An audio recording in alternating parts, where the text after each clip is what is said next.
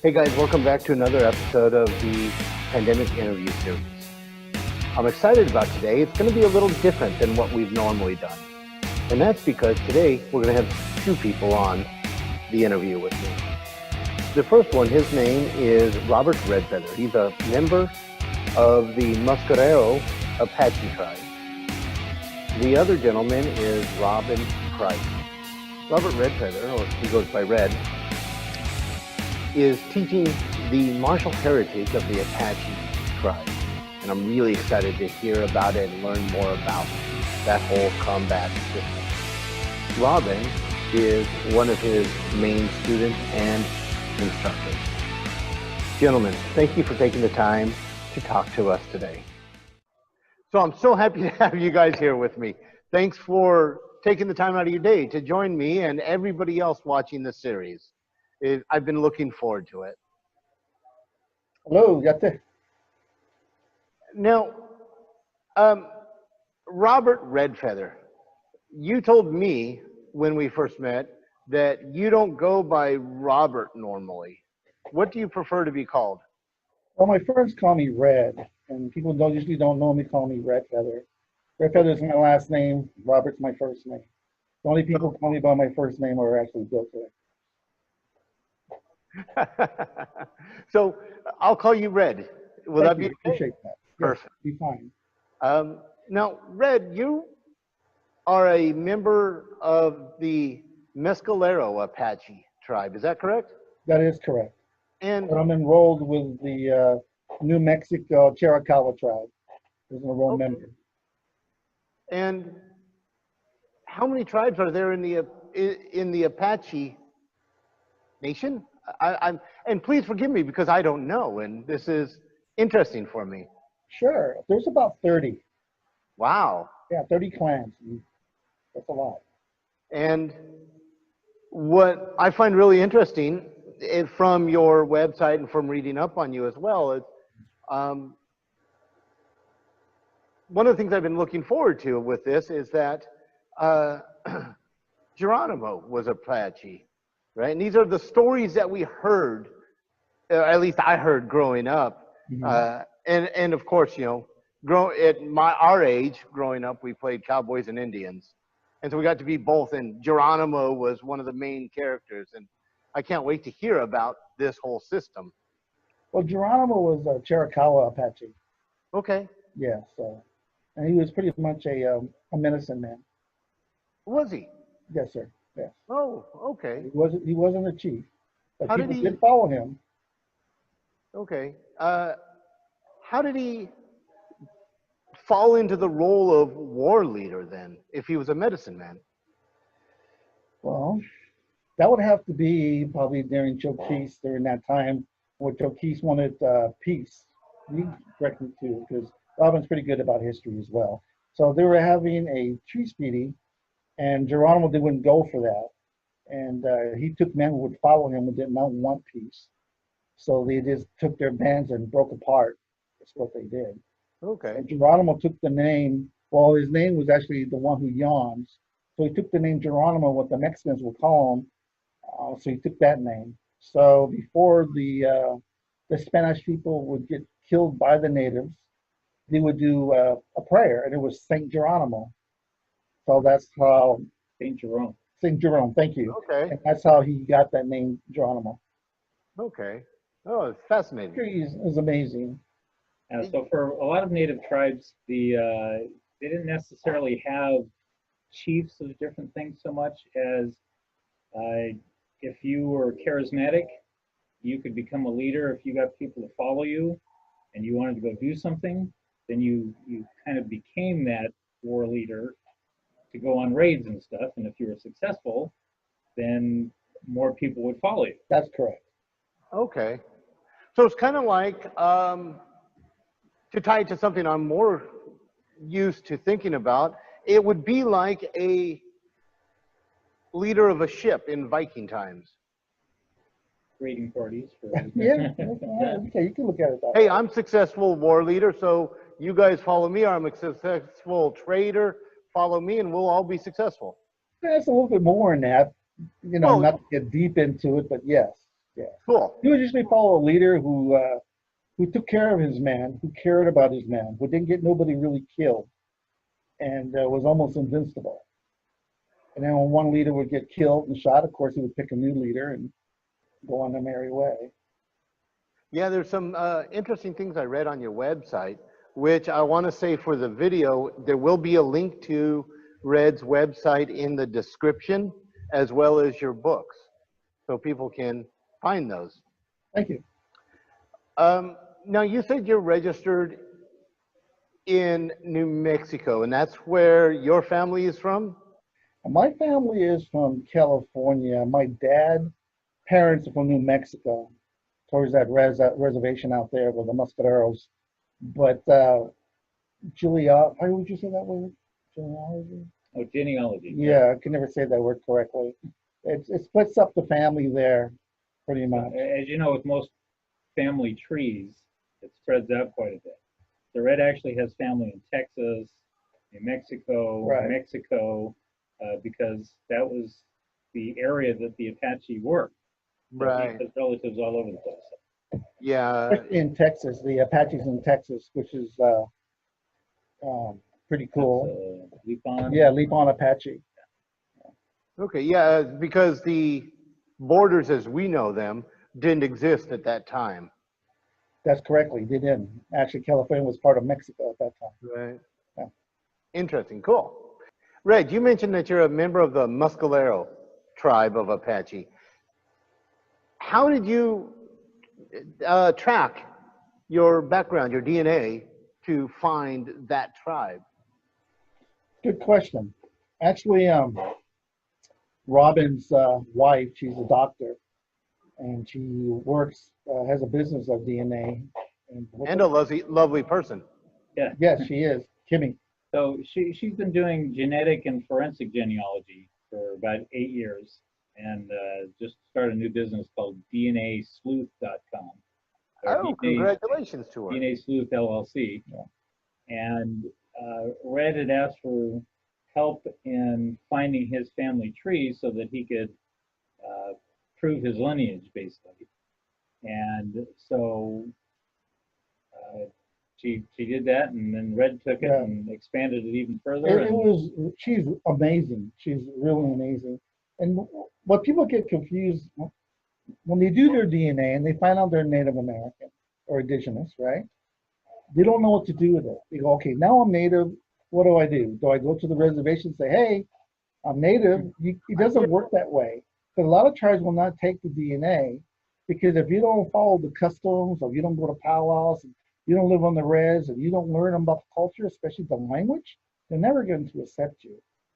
So once you find out you are Native, and you can prove, especially the DNA, the DNA doesn't tell you what tribe you belong to, unless you know what tribe you belong to, or you'll have an idea, right? Or what state you're from, then you can find it. So what she did, she found people in my family tree I didn't even know I had. So we found cousins were Mashgale Apache. We found cousins were Apache from Texas. So and then I confirmed it with them. I gave them a call. Some wouldn't call me. Some wrote to me first, and we talked on the phone for hours and hours. And it worked to that. Then I talked to the Chiricahua. They accepted me, and now I'm a enrolled member into the Chalawa Apache tribe in New Mexico, which is a blessing. It's way overdue, you know. I was just fortunate. I knew the culture from my grandparents and wrote a book about it and lived on the reservations, and I lived a life. So that helped a great deal, besides just finding out you're this much Native. You lived on the reservation? I did in Arizona. I lived in Arizona on the reservation. I lived with a bunch of Navajos. She adopted me. She came, my grandmother. I lived by Four Corners. It's actually called Malaman Valley. And it's a small town that's called Cayente. Some people call it K-Town. So I grew up there, and I tried to learn the Navajo language and learn their customs. They're not too far from the Apache customs. They're a little bit different. They accepted me with open arms, and I lived there for about 4 years. By that time, I was using the nickname JT. Everybody just called me JT, because I had a really close friend of mine. His name was John. He was in the He was in the army during the Korean War, and when he passed away, he was like my dad. So I kind of took his name. Nice. Yeah. Another question I have, speaking of the tribes, is on your website, you have something written about leg coverings that go up to the knee. Oh, okay. You're talking about Apache boots, moccasins. Are they moccasins or are They they? are. I'm gonna step away. I'll bring them to you. Because I know you had mentioned you spend a lot of time barefoot as well. I do. It's to be grounded. The Apache moccasin looks like this, which is pretty cool. You have the toe here. It's for cactus needles, so they don't go into the toe itself. Oh, okay. Sometimes people will put peyote and grind it and put it in the circle for blessing when you walk on Mother Earth. It's also to remind you to always go home because it's in a circle. A lot of meaning behind it besides protecting your toes. It's out of a hard, cow rawhide. Thank you. And it's short for during the summer, and then during the winter, it's folded up. You just pull them up, and it goes high all the way to the D, so you can protect from cactus and brush when you're hiding or during the winter. Right. So sometimes you'll see it goes really baggy, or you use something to tie it off so it don't slip, and you would have something to tie it off here too so it stays on as well. And it's very hard on the bottom. Okay. So these are worn not by every Apache, by Chiricahuas or Mescalero Apaches, or just somebody. Here's an example. Somebody told me one day, Mescaleros never wore these type of moccasin boots. I said, oh, really? So you're saying if I never marry a Chiricahua woman, you don't think she's going to make these moccasin boots for me? And I'm going to tell her, no, I cannot wear them because I'm a Mescalero? So yes, you would definitely wear these moccasin boots. Okay. Did they also, were the boots standalone, or did they also sometimes use like a material to wrap around the foreleg? No, it's just really one size. I guess you could wrap another layer on there, but I don't see the purpose of that. No, I meant instead of the high boot. So just the Oh, low. would it be short? You mean? Yeah. Yes, And, of course. leg It's short. wrap. You can have it short or long. Sometimes it'll be bright yellow, and that's for ceremonies or for special dancing, or you would just have it basically this color for everyday use. Okay. I do wear them occasionally certain places, and I get a lot of stares. People think I'm a leprechaun or a fairy on that. But when you first get your moccasin boots, there's a blanket laid out, and it looks like a cross. It's for north, south, west, and east. You would put the child in the middle of the blanket, and of course, you would have a blessing with corn pollen. You put on your head and your shoulders and your hand, and then on your moccasins to bless when you walk on Mother Earth. So everything we do, we have a blessing. So you just don't put the moccasin on and then walk on it. There's certain traditions you do first before you just put them on. That's really interesting. I did notice on your website that it was also talking about the importance of the circle and everything returning home. Mm-hmm. This is true. That's more like that's like the yin yang. Yeah.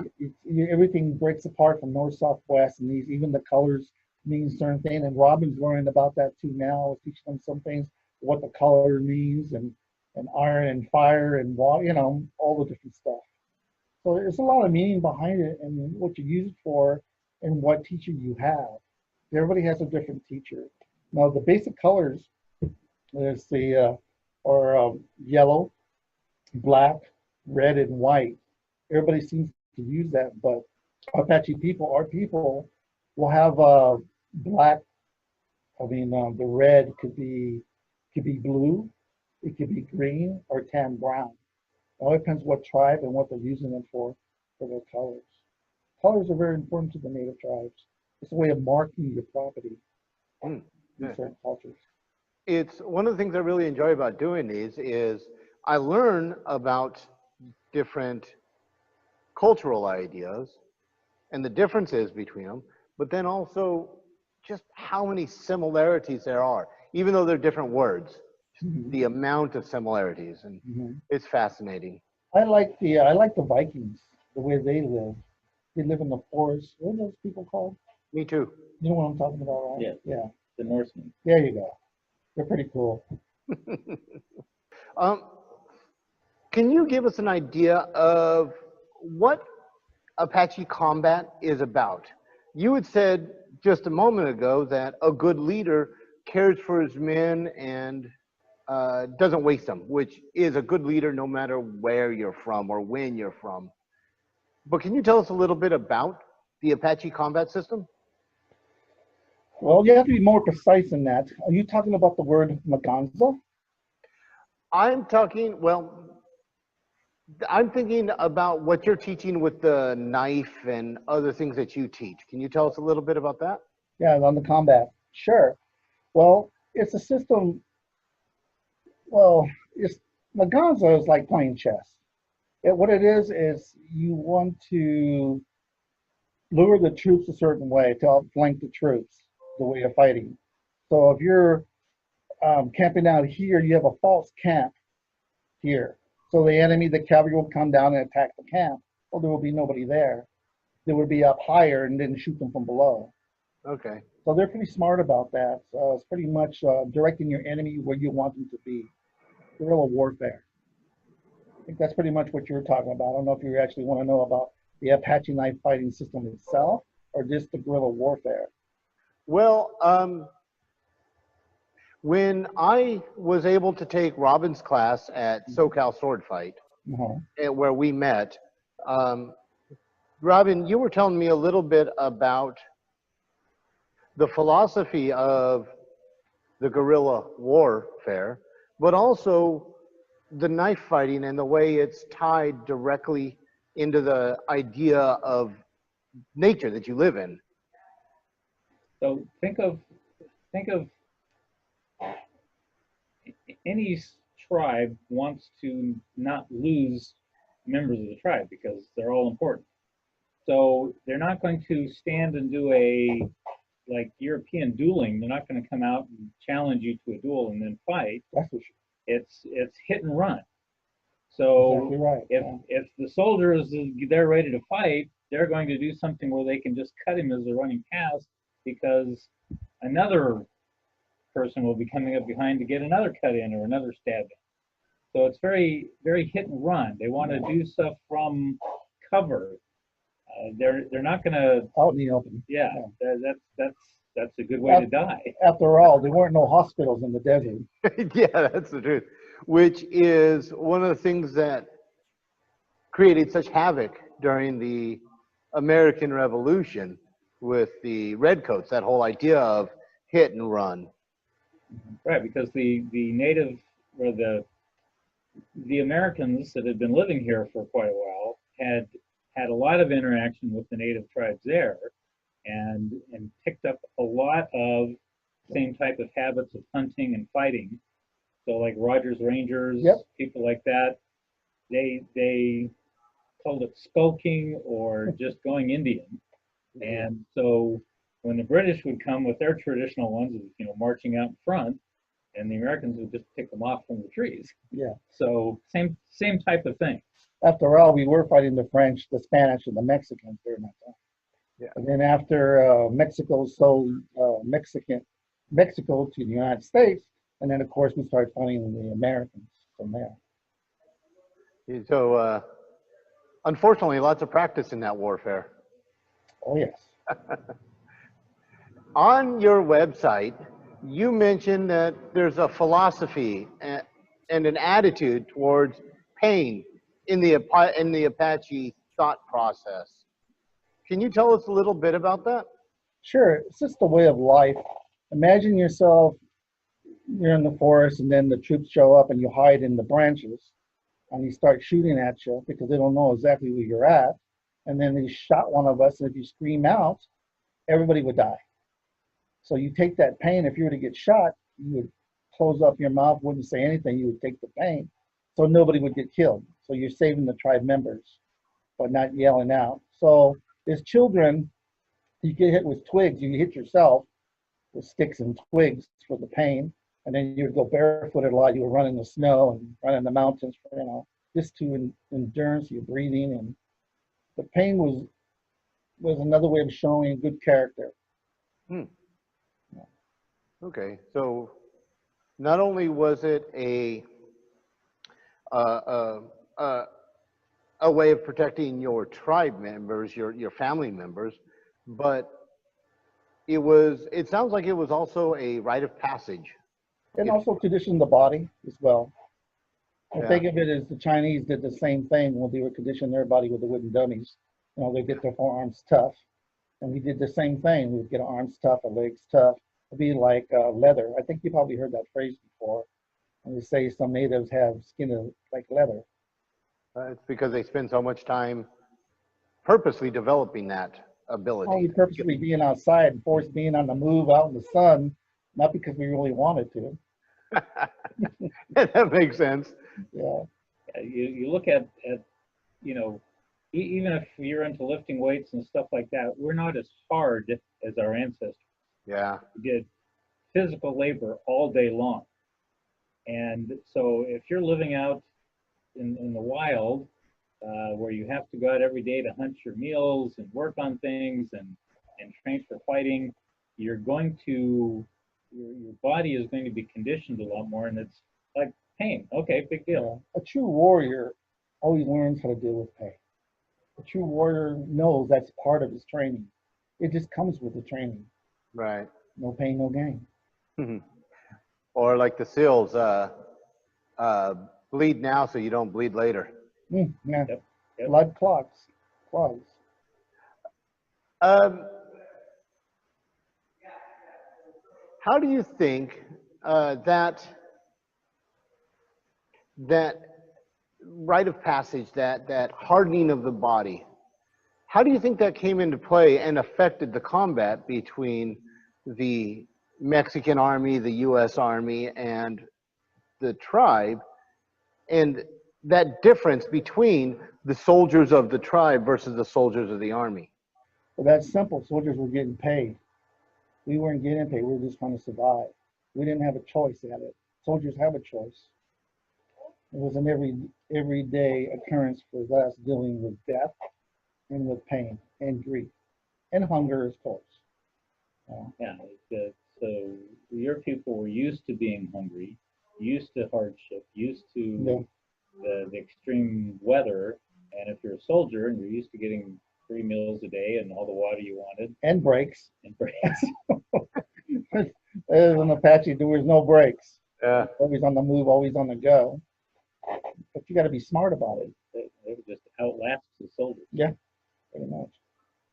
It's an interesting thought. When I'm training people in armored combat and we're in full suits of armor, I tell them often, you need to work on your skills, you need to work on your techniques, but when you're wearing all that kit, often you're going to win if you can just last longer than the other guy. Stamina. Yep, I Yeah. believe that. It's all in the legs, right? Yeah. Yeah. And the lungs. In the lungs. Definitely the lungs.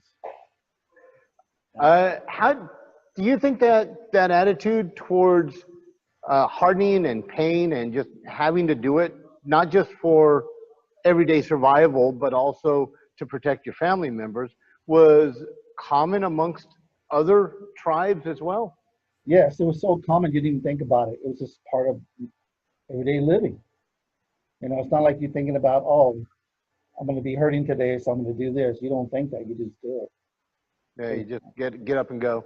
Yep, true warrior. So you teach the system from your tribe. Who taught you the combat system? Oh, that's a long story. Are you ready for this? All right, let's lay it on us. Okay. Well, I was about 15 years old, and I got invited to go to a party near the neighborhood. This was the city of Santa Ana. So I went to this party with a girl. I don't remember her name. And her ex-boyfriend was picking on her because I showed up there with her at the party. And of course, like any gentleman will stick up for the girl, and I did. And he pushed me, and he goes, "Where are you from? Who are you?" I said, "I'm Apache." And he goes, "I'm Crow." And then I kind of laughed. And then I went to kick him, did a roundhouse kick. And when I did a roundhouse kick, he stabbed my foot. I didn't even see the knife come out because as he pushed me, that's why I went for the kick, and that's when he stabbed me. So he had time to take the knife out to actually stab my foot. After that, I limped home. And then from when I went to the house, I went to the doctor. Then from the doctor, I came back home. My grandfather saw me limping in the living room. Guess what happened to you? And I told him the story, and he laughed, and he laughed. He goes, he's saying he's from Crow Village. It's a gang. That's what he meant when he said he was a Crow. Oh. I started a lot because I thought he meant he was a Crow Indian. Yeah. And that's why the guy was mad at me because I said I was an Apache. Probably had no idea what I was talking about. And my grandfather said, it's the time you learn our ways. So he went out to the backyard. And the first thing he did, he laid me down on the ground. And we looked at the tree and he told me a story. And after the story, we got up and then he did some smudging. Then after that, he took 2 tree branches and broke them in half. And then he told me to stab him. I laughed at him. I said, what? You will stab me. I'm not going to stab you. He's my grandfather, right? Where's the respect there? And he hit me on the head. I got mad. He hit me on the leg, and I got mad. And he hit me on the head again, so I lunged at him. He hit my hand, and I go, what is he doing? I mean, I took martial arts ever since I was 5 years old, and he was all over me. And he was an old man. You know, I'm sure he's probably in his 50s. But when you're a kid, you think everybody's old, right? Right. And then he asked me if I wanted to learn. I said yes. And then that's how it started from there. He started teaching me, and then he worked as a construction worker with cement. So his arms were pretty strong. He was pretty strong for his age. And then one day he was at work, and I was in the backyard hitting the war post with my knife. And my grandma's in the backyard hanging up clothes in the backyard. And she goes, you're doing it wrong. I started to laugh. I snickered. And she was getting more and more upset with me. And she kept saying, you're doing it wrong.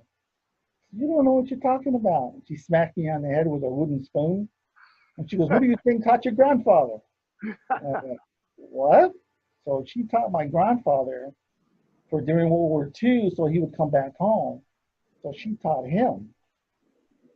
And that's how it started. So I would learn from both. My grandmother always had a knife on her apron, because there was a lot of cactus. We grew up on the farm, horses and pigs and cactus. So she had the knife with her all the time. And never down on me why she carried that knife. I just was used to seeing her with it. Just a part of her everyday clothing. Yep, just part of life.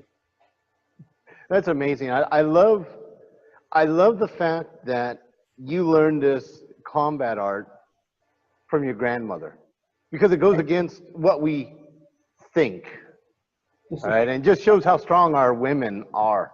This is true. I learned, my grandmother taught me all the secrets pretty much are with the women.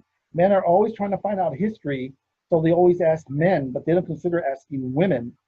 Yeah. And the women, especially with the Apache women, knew a lot of secrets, a lot of culture, but if the men were dying off, who would teach the kids? It would be the grandparents. Would be teaching the ways. Right. Something on. Well, my grandmother always told me, we're loving people. We are people. We're not animals. We're loving people. Maybe other people might think that way. Apache means the enemy. We're not the enemy. We're Ndee. We are the people. So who gave the tribe the name Apache? Yourselves or someone else? No, that's a Zuni word for enemy. So the Zunis, the first enemy of the Zunis was the Navajo. So the Navajos were called the Apaches. So every time we see a Navajo, we call them brother because they were the first Apache. And then when we came in, we were called Apache. We were the enemy, and it stuck. So there's about 30 Apache native tribes, but everybody has their own name, like Chiricahua Apache, like Down Apache, Mescalero Apache, and so forth and so forth, and Lapao Apache. That's really interesting. What are you going to say, Robin? Oh, the Navajo and the Apache are related. Yes. And the Navajo language and the Western band of Apache, the language is very similar. So they can understand each other. Okay. Yeah. And of course, with being Apache and living in Mexico, you learn different languages. You learn how to speak French, Spanish, English, because you're trading a lot with people back then. Right. Right. Wow. Uh, so that's a fascinating story about how you learned the Apache arts. Have you studied other martial arts systems? Of course, I've been doing martial arts since I was 5 years old. You know, I did judo. Judo was my very first art I learned was judo. Then after judo, it was Shotokan, then it was Taekwondo, a lot of Japanese arts. And then when I got a little older, it got into when I met my grandfather's best friend, it was Kung Fu. And I met him at the age of 5. So even though I was studying Kung Fu, I was still doing other arts. He would let me do that as long as I would master his art first. So I was only allowed to master one art, even though I was studying others. Okay. So I would only get like a brown belt or green belt in the other styles, and then I would move on. It was just to learn the ADCs, Mm-hmm. that style. So if I fought somebody, I knew exactly what they were trying to do. Nice. It's not so strange as this system is better than the other system. It actually has to do with the person, the character. You know, some people are talented than other people when it comes to fighting.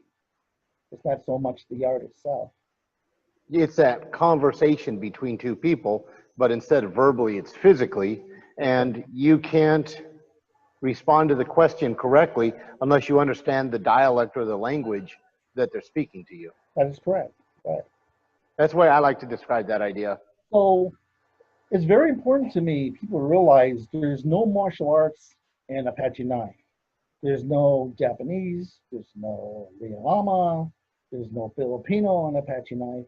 Apache knife is Apache knife. It's a native art. And then once you take a class with me and you come to a seminar, you realize there isn't. It's very direct, very easy, and complex. Most, I've noticed that studying most things that at first appear complex are fairly easy, and things that appear fairly easy are really complex. So it's never that straight line all the way through your training. That's true. I mean, when Robin first started with me, I must have yelled at him, I think, what, every day. Because not, he had bad habits, but then again, you have to know when to use those bad habits. And that's what he learned, when to use, right? Yeah. So, So, you know, if you, I've been doing martial arts a long time, so I have habits from different systems that don't work as well doing Apache knife. So I had to learn to adapt and change certain things that I did to become better at Apache knife. So it's, you know, he talks about no martial arts, and we kid him about this all the time. Apache knife is a martial art, but it doesn't have influences from other martial arts. that's correct. Right. So it's a personal joke between him and I. What, I was looking at your shirt while you were talking, Robin, and what was the preferred knife for this style? Sharp and pointy. Well, back then, we did have knives from traders, Uh-huh. metal. We used knives out of wagon wheels. We would take that and we would make a knife out of it. We would take swords. We would make a spear and a knife off that. You would use stone. You would use rock. You would use deer horns. Anything sharp to make a knife. And then, of course, we had the modern knife. We even have some Apaches who were blacksmiths because they lived in town in Mexico, in Chihuahua. In Chihuahua, there's a lot of Apaches. Okay. And that goes back to saying a lot of people think Apaches are like what? Stone Age. Like Stone Age. And we're not. They're very intelligent people. No, actually, the way I was, the way I was actually, the question I'd like to ask is, was it a buoy style? Was it a spear point? Was it a drop point? What style of knife? That goes to the person and personality Okay. of the person who's wielding the blade, what they like. Okay. You can't say you had this one particular knife for every tribe. Right. I mean, you would use what was available at the time or what you like. I personally like a really good knife with a guard on it, which is very important to me, especially if it has a curve to it. Now, when I teach American troops, we use the K-bar, but that's what they're issued with. Mm-hmm. So they have the standard, you know, the guard here, and then it's rounded at the end. so it's easy to pull out once it's in. So you need something to stop your hand from going through, and you need something around a curve so you can pull out. You know, so that's very important. And then of course you want the distance so you don't have to fight that close. And it has an uppercut, so you can cut up and down. So it's always good to have a double blade or a single blade. It all depends what you're going to use it for. A matter of preference. All right. Okay. That makes perfect sense. And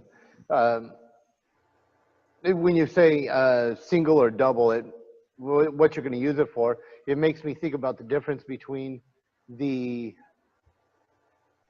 K-bar versus the Ek. Okay. One because is for, Geronimo, he had a double blade on his knife, Geronimo. He had like almost like a dagger in his knife. He had blades on both sides and was pointing on the top like a spearhead. okay, cool. And he had a guard as well. It was a really good, Like a short Arkansas toothpick. yeah, pretty much. Gotcha. Really good blade. Yeah, because if you look at you know, he talks about, because you know, the Apache have been fighting the Spanish for hundreds of years, and so it all depends on what they got off of their enemy, what became a trade item. So if you look at the different types of trade knives, they look, if you know what a camp knife is, so that would have been a popular knife because that would have been something that they traded for different things. Mm-hmm. But as he said, as time goes on, it's like, oh, I like this knife better than this knife. This fits me better. Right. Right. And you know, even an obsidian knife, if you know how to use it, how sharp they are. If you're skinning Yes, they are. the obsidian works better than anything. Right. So when I train people for the very first time, I make sure it's this knife. But when I train the advanced class, I make sure I train them with this knife. It's about 4 inches long, and that's like a pocket knife. Those terrify me. Because it has to force you to check and fight closer, Yeah. a lot closer to your enemy. So everybody prefers this one, Or the buoy. or big the one. buoy. But when you get really good, you're going to start wearing. You start using this one. It's about 4 or 5 inches long. So that's the size of a pocket knife. It's not so much intimidation when it's in your pocket. Yeah. That style scares me the most because you can't see it. Mm-hmm. That's what makes it so scary, That's correct. especially when you're moving around. Knife. I've been fortunate enough to take classes with Robin, but I haven't done it with you yet, Red. But when you're teaching movements of the blade, how are those positions, those movements named or conceived of in the Apache system? Okay. Well, when I was first learning with my grandparents, I would ask them, because I'm a martial art background, I would ask them, what's this called? He would hit me on the head. He goes, there's no name, just do it. And I would snicker and go, there's no name. He goes, no, just do it this way. So I would do it this way. And then he would say, okay, well, this one's called the downward wind because it moves, there's a story. So each movement, there's a story that goes with it. Like in like 4 corners, like north, south, west, and east, you would have the winds coming from all sides when they get to the center of the earth. They're spiritual, like a magical realm. Realm? Realm. Thank you. There's certain words I cannot say. So not only is it magical and mystical in religion, so those words are put into the knife training itself. And then I took it was recommended by my grandparents, my grandmother, and my grandfather to do a church meeting. I'm trying not to say certain words. So I would go to a peyote meeting, a church meeting, and then I would learn how to advance my skills even more to get guidance from the rope man or medicine man on that part there.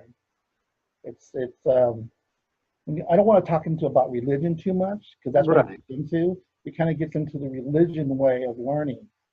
And then I don't want to scare people away, so I don't talk about that part, how we get our names and stuff. Okay. That's how we came up with the names. Very cool. Very cool. Whether the term religion or philosophy, every system has it and supports it and builds upon it. And Well, like wind gods. If I say wind gods, people go, excuse me? Yeah. So that's how you have the downward wind, you have the upper wind, you fight like the wind, you move like the wind. The guys from the wind is going to help you survive and fight, move like the wind. Right. Once I used to move like the wind, but now I walk as a turtle. And again, that comes to the being out in nature all the time Mhm. versus a lot of the Western culture, which is always indoors. Yeah, And so that's we're true. not necessarily seeing that kind of thing or making those um, associations. Mhm. So when we do a training, I like to do it outdoors a lot. We train at a park where I've gone to since I started teaching. And it's always at the same park. I like the trees there. I like the open space, more with nature that way. And people hear the birds, they see the hawk every Stop. now and then. So it's pretty cool. Although we're trying to get it set up so that we actually have a school to teach out of. Yeah, But because when it rains a lot, the weather's just way too hot. It makes it kind of difficult to train. But for instance, when I used to train in Arkansas, I would train troops and people in the snow and in the rain. I wouldn't cancel a class because you have people coming from all over paying for their flight, the hotel room. So I'm not going to cancel on them. But and then we even did some training in the stream one time when there was a bunch of rocks. So the whole idea was to get people used to their environment, the way they're going to fight with a knife. I even put people in the swimming pool so they know it's totally different, but it's easy to learn it too that way. Quicker to move. And the military people really like the training because it's simple and it's not complex and it has to deal with pain. And troops remember pain and he won't forget. Yeah, there is truth in pain. There is no doubt about that. You had mentioned a little bit earlier that you also teach military personnel. How is the system, the Apache system that you teach, a good match for the military in their combat needs? And then I have a follow-up question when you're done with that one. Okay. Um, there was a young man named Tanner Nystrom. He was a sergeant in the Marine Corps here in California. And he had a seminar in my school, and they were fighting, and I was snickering, and he asked me if I can do better. I said, I guess. So I fought a couple of people, and of course I beat them. And they wanted to know what it was called. And they said, well, it's Apache knife fighting. And they go, well, why don't you teach it? I said, why would I teach people to kill? I'm a martial artist, I'm a Buddhist, I'm not going to teach that. So he said, but you'll be saving lives. This was around 9/11 during that time that happened. So he would come to my school like every other day from the base. And then he became a student of mine and just to taught me to teach the American troops. And one day I gave in. I said, yeah, I'll teach the Marines. I'll teach them for free. So I went down there and taught about 30 Marines. I fought each one of them. So I fought each one about a minute, maybe 2 minutes a person. And then a lot of people were getting bruised up, banged up the way I was teaching them. The sergeant would come by, the lieutenant would come by and say, outstanding, they liked the training. Everybody wanted to play, of course. And then after that, they kept inviting me back. And they liked it because it was simple, it was direct, easy on the feet work. Um, and it was, I hate to use that word, pretty much about killing. Yeah. And that's what they liked about it. They used to, as a government contractor, they would hire other I won't say what martial arts, they would hire a martial art person, and all they would teach the troops for an hour is how to meditate. So, of course, the troops would get mad, they lose their money, they wasted their money. So now what they do is now they'll have somebody come in and do a seminar for free. And then if they like what they saw, if you're a government contractor, they would hire them. Yeah. Now they have a system called gliding into the room when they clear a room. And it's the same way the way we knife fight, we glide, we move our feet really a lot because all we do is walk. And that messes everybody up in knife fighting is the walking because everybody's used to going to a left ball or right ball or a fighting stance or a fencing stance. It's hard for people to realize all you have to do is walk. So as I'm stabbing you, I'm actually walking out at the same time, and then you're swinging, I'm not there. Right. So it's kind of like commenting you. And then when you think I'm going to come in, you're going to react. And as you react, I move around you. Then I go for a cut, and then I go this direction. So we don't hold our ground. We're constantly moving. And the other reason why the Marines like it, because once you're cutting and stabbing, you're moving away from them so the other troops can shoot them. Mm-hmm. You're not in the way because there's too much going on when you're in warfare. I know Right. I'm getting kind of off base, but No, that's a great answer, especially from where I come from, because the way I tell everybody here at my school is, if you're here, you need to be here behind them, not in front of them, because bad things happen when you're in front of somebody who means you harm. The best place to be is behind them. right. And it's And not bad for a martial art person to hold the ground when they don't have a weapon.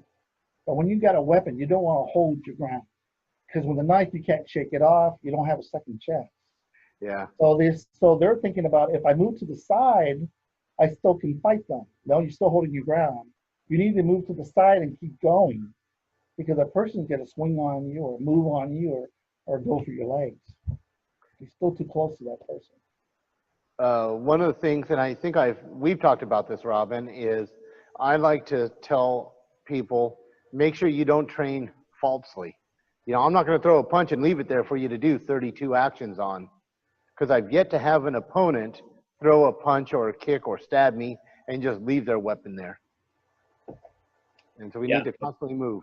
It's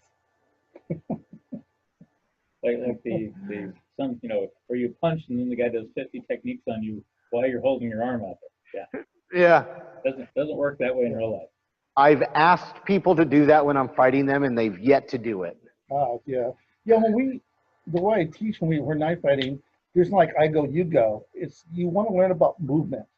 Yeah. Movement is very important. So when I'm just here and I lunge at you with a knife, then you know I'm ready to fight you. So they're going on movement a lot. So you really have to pay attention on body language. Yeah. Body language is very important when it comes to affection. Which is one of my favorite things. Robin knows I love body language and using it.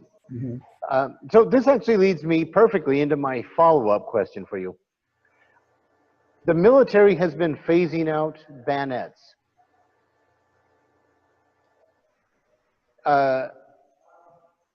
I know a lot of people still carrying them. I've heard that over in the Middle East, tomahawks have become popular amongst the forces again as well. Mm-hmm. But with the military phasing out bayonets and other knives as issue weapons, is that affecting the amount of people coming to train with you? No, it doesn't because a lot of people will carry their own personal knives to the battle. They'll buy and purchase or something, have something custom for them. As long as they have the issue blade with them from the military, they're good to go. But if Okay. you don't have that with you, sure, you're going to get in trouble because it's part of the uniform, it's part of your equipment. You're going to have that. But a lot of people carry the axe because intimidation of the hands and windows and so forth for the enemy. And it's a really good weapon to have is that tomahawk.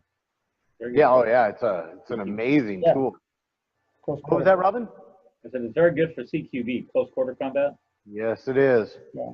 But the only thing is you got to make sure you have the right axe because if you stick it into the body, it's going to be hard to take out. You have to go to your second weapon. Besides, if you use the knife, you know something's really gone wrong. You know, you want to stick to your rifle pretty much.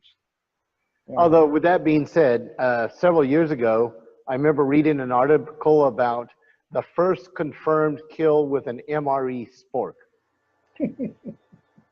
Was it at a trench? It was in a house. In the house? Okay. And everything was expended, and the wrestle started, and Yeah. knife gone, and he just happened to have his MRE spork in his pocket. Hey, whatever you got. Yeah, it works that way because when you're that close, especially on the ground, you're going to go for your knife. Well, that's why a lot of people carry the knife here or carry it to the side or carry it in their boot because they're comfortable pulling it out.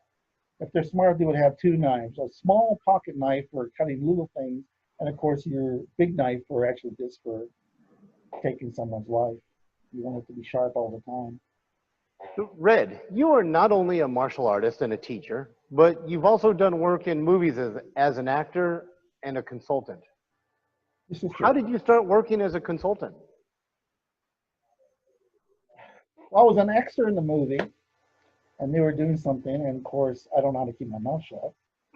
And I said something, and then somebody goes, "Oh, what do you do?" And I thought he was just one other person like me, but he turned out to be one of the directors. I had no clue who he was. I said, yeah, I do Apache knife fighting, and I teach knife fighting. We should do it this way. So that's not realistic. He goes, oh, wow, tell me more. And that's how I got involved in it. So not only I don't have to be in the movie, people will call me a lot, will call me and ask me, what should they do? Should we set it up this way? It's cheaper for them to ask me over the phone, so just hire me to go to the sets. So that's how that started on that part on the night. And I know, Robin, you work in movies as well for the sheriff's department. Just the department just received some awards for that, right? Yeah, Yep. we got our third Emmy for a short that we did. After I retired from the sheriff's department, I came back as a reserve to work with the video production unit. Because when I first came out here to California, I was an actor. And then I did this long stint where I played the part of the deputy sheriff for 20 Going back to you, Red, talking about the other arts that you studied, how is the Apache system similar to other arts that you've worked in and studied, and how is it different? Now you're talking about fighting, or you're talking about with a knife? Yes? Okay, because when I took a lot of different martial, sorry, I can't see without my glasses. I have to focus when I see it. When I took all these different styles, there was always nunchucks, there was always a staff. You know, the normal tool weapons people would use is Chinese weapons or Okinawa weapons or Japanese, but not too much of the knife. They will tell you how to take away a knife, how to defend a knife, and I always would just shake my head and have to do it because it's part of the course and part of the class, especially if you want to pass your test. But nothing was close to Apache knife whatsoever. To me, it didn't seem realistic. Yeah. Most of the people have never been in a real knife fight. And what I mean by a real knife fight, I mean more than 5 cuts. I don't mean just one cut. You can't really call that a knife fight. It's more like a scuffle, right? But you never really want to be in a knife fight. And I don't know why everybody has this fantasy of actually knife fighting. You're going to get cut. There's no way you're going to be in a knife fight and not get cut. It doesn't happen. You're going to get cut. Back to your question, of all the styles I took, the only thing I've seen maybe butterfly swords. They call them butterfly knives, but from Wing Chun, yeah. But I have never seen anything close to Apache knife. I mean, I've seen a lot of knife fighters out there on YouTube. I try not to look at them, but I shake my head a lot. There's a lot of good out there. Some people have the right idea. So when I have people come to my class, I say I can make you faster and I can make you better what you already know. So I don't tell them forget what they know, just add it on to your arsenal. Add this on what you already know, and you'll be twice better what you are. And that's pretty much what I do with Rob and all the other guys. I just say add this to it, add this to it. Don't forget what you know, and then use your common sense. Because your common sense will save your life. And there's a distinct lack of common sense. I've learned you cannot teach common sense. That is very true. You had mentioned earlier, Red, that you were in Arkansas and then you moved out to California. Robin, how did you find Red? Well, oh no. Again, a little long story, but I've been researching Native American fighting systems, trying to find out if there was anything out there other than just from history books that I'd read and actual journals from people who had described fighting against the natives. And there was a few people out there, but they were combining it with an Asian art. Mm-hmm. And I wasn't happy with that. I was just like, well, they were just taking the Asian art and giving it native names. So I had, during my research, I had come across Red's information, and it was like, oh, cool, Apache knife, this would be awesome. Oh, he's out in Arkansas. So I thought, well, me going out there is not going to happen for a while. Years later, I went to the Martial Art History Museum in Burbank. They do these days where they honor certain martial artists and stuff. went out to see a friend who was getting his honor, and and my brain's going blank. She said his name, I forgot his Mark. name. Mark. I'll think of it in a minute. So honoring him, and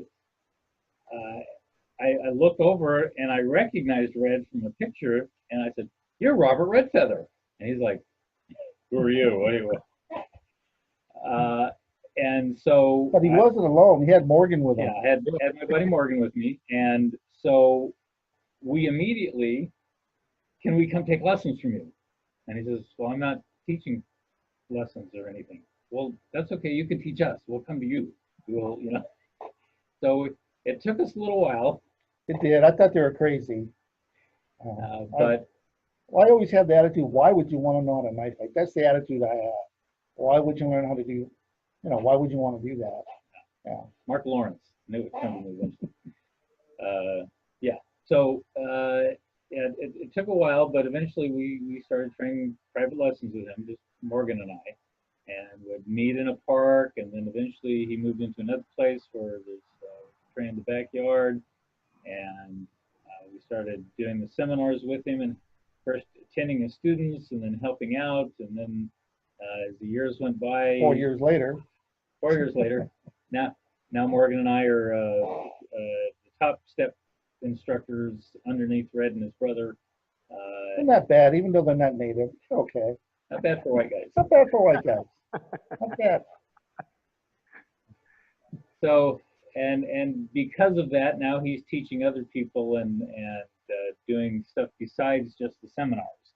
And that's why we're talking about actually getting him to open up a school so that we could get even more people, because this is an amazing art, and we don't want it to die off or anything. Which is interesting because the school will be actually called Apache Knife. Okay.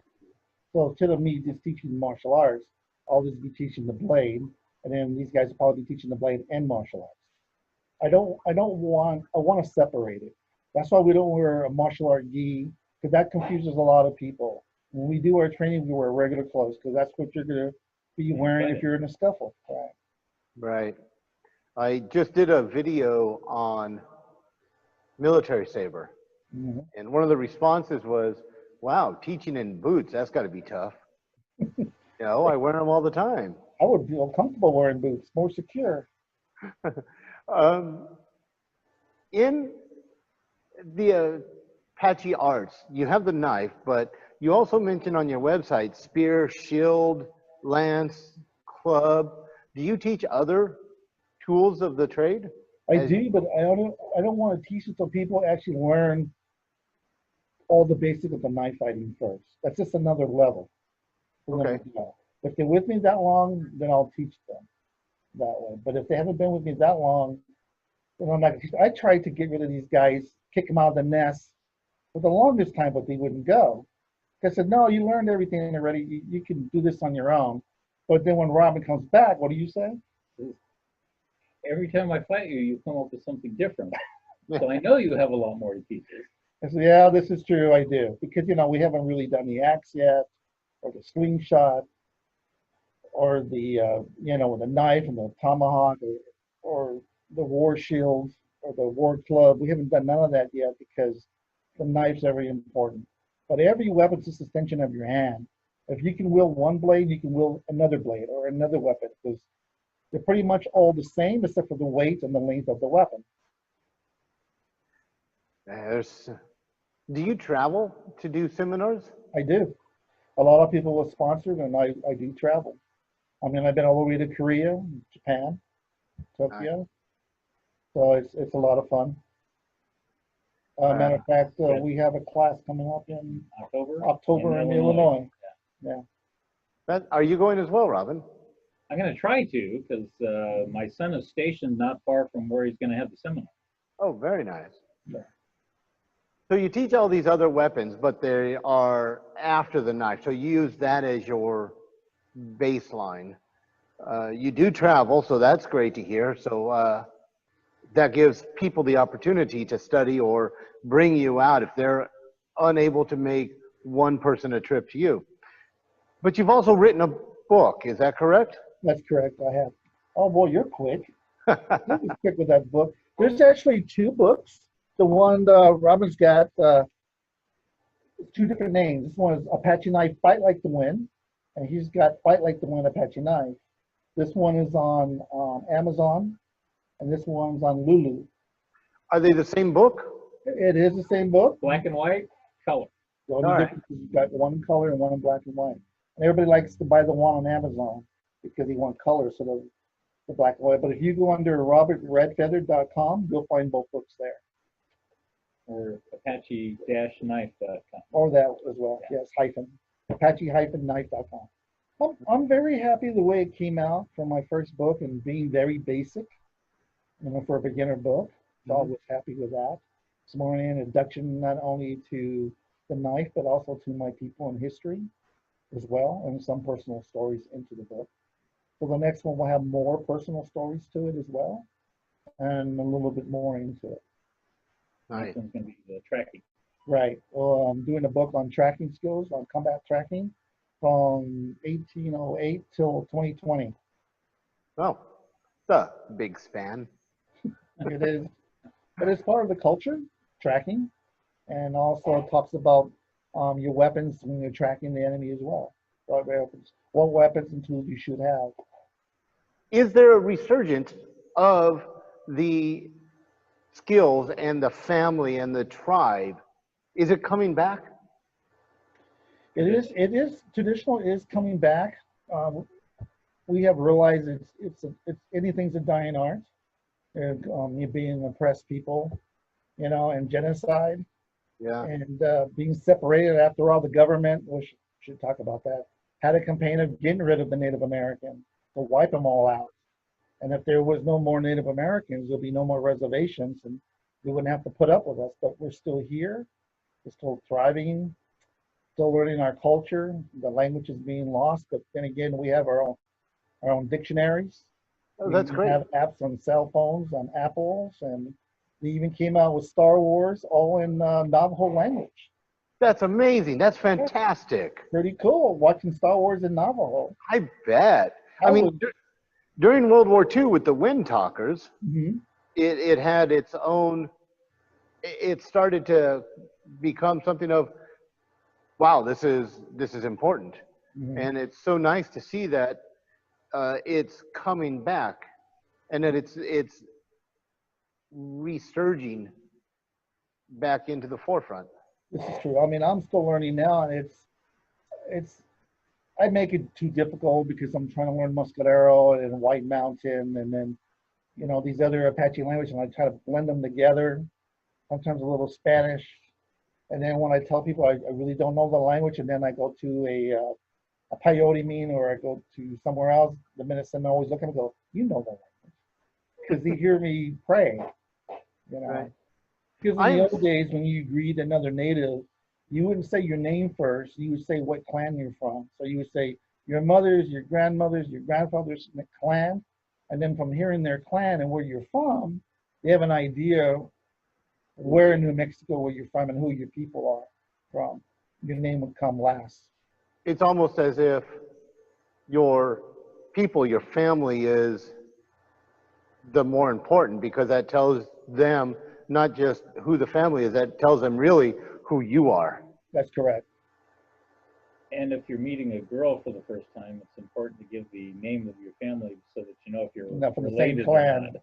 That's true. You want to hook up. That's good to know. Or snake. Other terms we won't use, but yeah.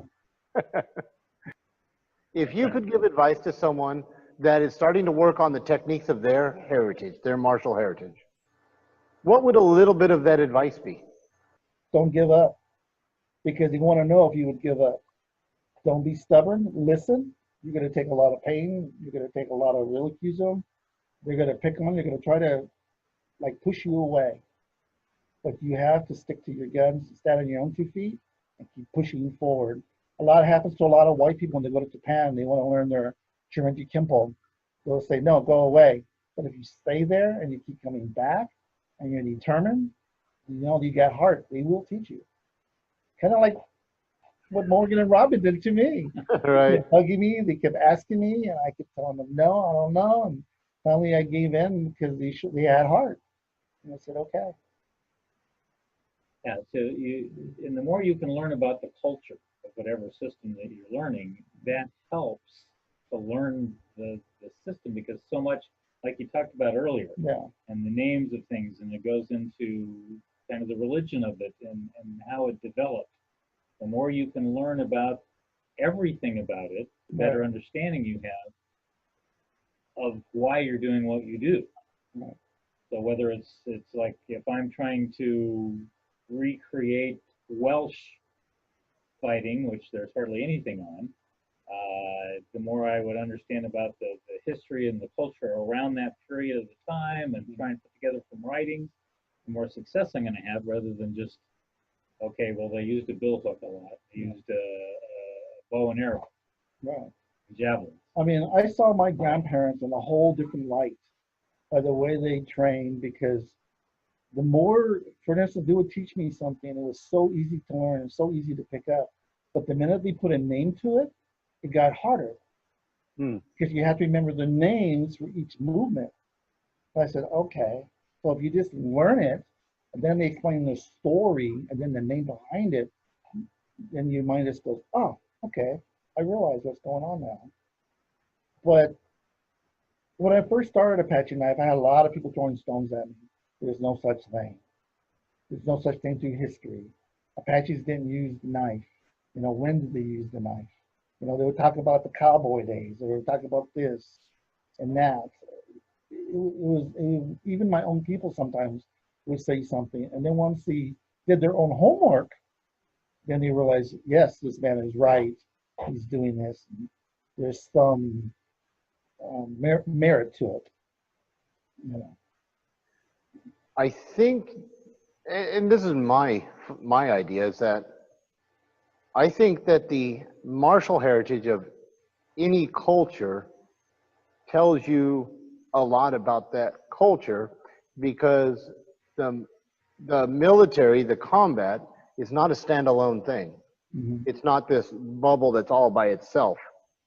Um, and the culture is not about combat. That's just a part of it. It's like Robin, you and I had a conversation about clothing in movies or holding a gun in movies. And I think this is true because, you know, if you are wearing 1970s era bell-bottom trousers in 2020, it doesn't make sense. But it's important that we understand how that was a part of 1976. And I think that's true with martial too. And if the martial history isn't maintained like the other history, we lose a good chunk of whatever it was of that culture. What made it the way that it does? We talked Yeah. about how like the difference between northern Chinese systems and southern Chinese systems, because northern you got a lot of snow and Right. ice, and Yeah. the southern it's warmer and everything. So they develop differently depending on the terrain and the weather. Like there were so many people upset with me when I first started teaching because they didn't want me to teach the public. There's so many natives who know how to knife fight, but they don't advertise, they don't commercialize it. It's a family art, or everybody has it a different way. There's no set way. You know, there's different names and different blessings. So they just said this could be used against us, and I kind of smirk and I go, that's kind of like what Bruce Lee went through with his own people, kind of thing. Yeah. And that's what somebody told me, um, kind of a similar kind of, you know, and I didn't believe them until I got a couple of phone calls from certain people about not teaching, you know, and then they were upset about when I did a trademark on Apache knife, a trademark on that. He said, well, nobody should own that trademark. I go, well, if we don't do it, you're going to have some white person do it. Yeah. Or should I say Caucasian? Caucasian, right? Yeah, cowboy. You're going to have some cowboy, you know, get it registered trademark. Why not? Why not me? Somebody has to do it. Yeah. You know? Well, going back to what you said earlier, I am glad that you persevered and you pushed through to continue doing this. Thank you. Appreciate that. Now, I have one last question for you. Sure. And this will be for each of you. I'd like to get from both of you. If you could meet your 14-year-old self, Red, what advice would you give to that 14-year-old Red? And Robin, what advice would you give to 14-year-old Robin? Well, if I could go back in time and talk to my 14-year-old self, yeah, there's a number of things that I would tell myself to stay away from so I wouldn't get myself into trouble and cause my mom to move to a different state. There are martial arts. I was living in Hawaii at the time, so there are certain martial arts that I didn't even know about that were there that I would love to have been studying. I started when I was 12 in Hawaii. We had a guy at church, big Hawaiian guy, that was teaching traditional karate from his carpet. And he had carpet wrapped around a coconut tree that would be used as a makiwara board. And so definitely would have urged myself to do that, and the usual things. Be better at your studies in school and don't waste so much time with your friends. Great. And for this, I do want to narrow it down, I guess, because that's saner, to what advice would you give yourself if you about martial arts, about studying different things, or what you find is an important lesson for you, because that'll most likely be an important lesson for someone else. I see. You know, it's kind of hard to answer that because I think everything I did, I would just do it again because I like the way I was training at that age. I like the things I was doing. I like the attitude of having one day at a time. I like the bad experience I've had because it's a teaching tool. If you don't change, you'd be walking backwards your whole life instead of walking forward. So I still have the same attitude even today, one day at a time, looking forward instead of looking behind. That's very good. Yeah. Gentlemen, this has been amazing. Thank you. I want to thank you for taking the time to speak with me and everybody watching this video. It's been great. And like I said earlier, I've had the opportunity to stay at Robin's house and get to know Robin. And it's been wonderful to get to know you as well, Red. And I look forward to much more in the future. Thank you very much. Until we see you again. Thank you. Thank you for everything. You gentlemen stay safe. Stay sane as much as possible. And I look forward to the virus with you on the other side of this. Thank you, sir. Sounds Take good. care. Thanks. Take care. That was fantastic. It was so interesting to hear about the heritage of the Apache tribe. Thanks for sharing with us today, Red. If you liked what you saw today, please hit the subscribe button and the notification icon.